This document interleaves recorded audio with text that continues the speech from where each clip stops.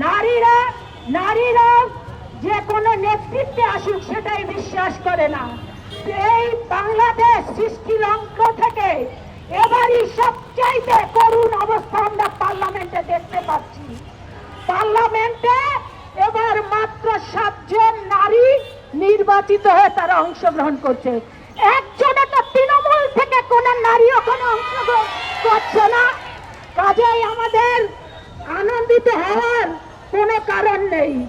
আমরা বলতে চাই, আমাদের অনুরোধ করতে চাই, আগামী দিনে আমরা জানি সংরক্ষিত আসনে আমরা জানি যে বিএনপি 35টি আসন পাবে। আমরা এই মঞ্চ থেকে আমাদের প্রিয় নেতা, বাংলাদেশ নয় সারা পৃথিবী যেই নেতার দিকে তাকিয়ে আছে, বিশেষ করে আমি আন্তর্জাতিক নারী দিবসে আমি তাদের সেই আন্তর্জাতিক নারীদের কথা বলবো না, আমি বলতে চাই জাতীয়তাবাদী মহিলা দলের নারীদের কথা। আমার ব্যর্থহীন ভাষায় আমার অনুরোধ থাকবে, একদম 35টার মধ্যে 35টাই যেন পরীক্ষিত নারীরা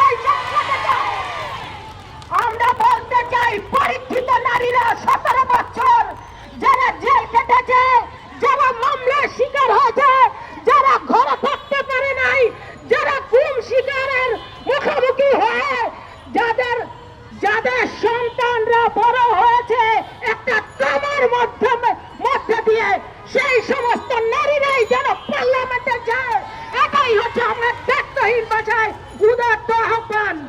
আর আমরা বলতে চাই, যখনই আমরা দেখতে পাই এই পুরুষতান্ত্রিক সমাজ ব্যবস্থায় আমার প্রিয় নেত্রী দেশনেত্রী বেগম খালেদা জিয়ার খুব কাছে থেকে আমি দেখেছি, আমাদের প্রিয় নেত্রী দেশনেত্রী বেগম খালেদা জিয়া সব সময় চেষ্টা করতেন নারীদেরকে সব মূল্যায়ন করতে।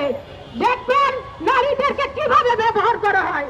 51% নারী, সেই নারীদেরকে ভোটের সময় তাদেরকে প্রয়াস করবার জন্য, তাদের ভোটার জন্য খালি তাদের পিছনে পিছনে যাবে আর নারীর অধিকার, নারীর মূল্যায়ন, নারীর অগ্রযাত্রা এই কথা বলবে। আর যখন যেই নীতি নির্ধারণী কোনো পর্যায়ে আসবে এই পুরুষতান্ত্রিক সমাজ ব্যবস্থা, তখন দেখা যাবে নারীদেরকে এই কোটার মধ্যে সর্বশেষ জায়গায় নিয়ে তাদেরকে অবস্থান